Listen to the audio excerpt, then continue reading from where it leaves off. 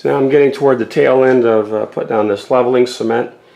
This is the approach to the doorway, and since I'm not going to go above that threshold, which is probably 3/4 of an inch high, I'm just going to get it level with the rest of the house and the floors of the rest of the house to the point of the door jambs there on the left and the right. And when you get close to putting the cement down toward the end, it's best to work with smaller portions of cement. So now I'm mixing a half bag at a time. And then I use these levels, and here you can see, so right there where that pencil line is,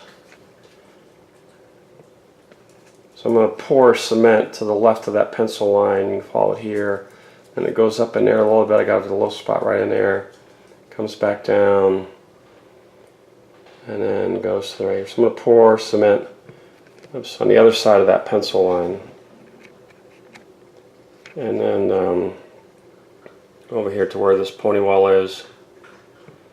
So I've probably got about 3 more pours, half bag each, maybe 2, and then I'll start putting the white cement down.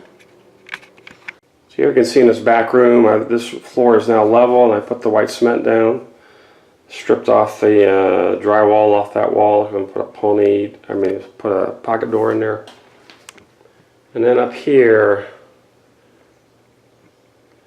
I'm going to shorten that soffit to match that wall there.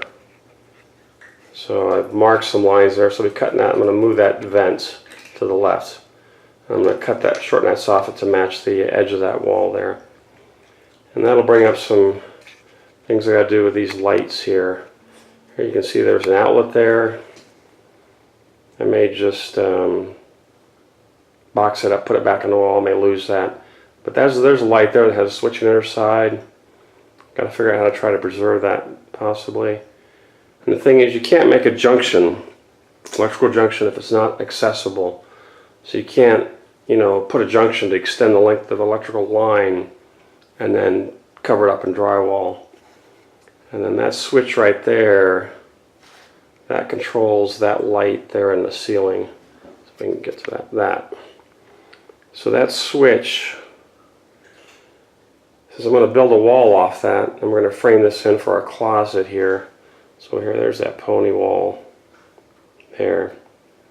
And going back to that switch, I can probably save that switch and move it. It'll be a little bit higher because I can't extend the length of the electrical line. So I move that switch up another maybe 6 inches higher. I can put it on the new wall that's coming off that wall there. That'll probably technically against code because I'm sure the switches have to be a certain height, but I'm just not going to worry about it.